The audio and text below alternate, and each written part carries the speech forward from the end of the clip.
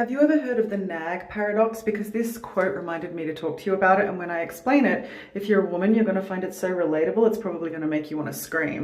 So the nag paradox was coined by Laura Danger, also known as That Darn Chat. If I'm incorrect in that, by the way, can someone please correct me in the comments? And it's the phenomenon where when women have identified an unequal division of household, domestic, labor, childcare in their house, and they seek solutions for it, they are told by men and the patriarchy just to communicate more about what they need. But when they do as instructed and communicate about the tasks that need to be done, men then fail to do them and require to be asked over and over and over again. But when those women ask over and over again, they are called a nag. So they're told to stop nagging, stop demanding or reminding that something needs to be done, even though they were encouraged to communicate in the first place that something needed to be done.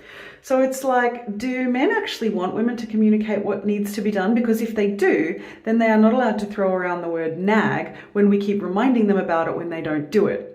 But I suspect the opposite is true, and that this paradox exists, like many paradoxes in patriarchy, to prevent women from getting what they need and to prevent men from having to do labor they don't want to do. Because what men really want is for you to not ask them to do tasks, or if you do ask them and they don't do it, they want you to have no recourse to then follow that up with them.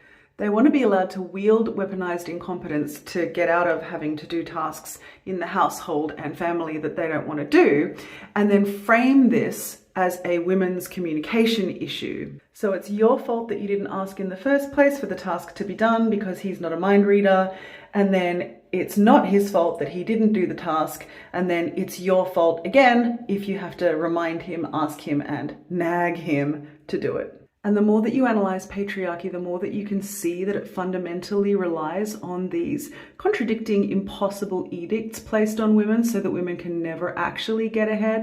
So some of the other contradictions of this kind that you might recognize are that women are expected to always be as beautiful as possible, but they are also criticized and judged heavily for spending any resources whatsoever on trying to become more beautiful. Women are expected to studiously avoid ever gaining weight, but they're also expected to never be too picky or high maintenance about their diet.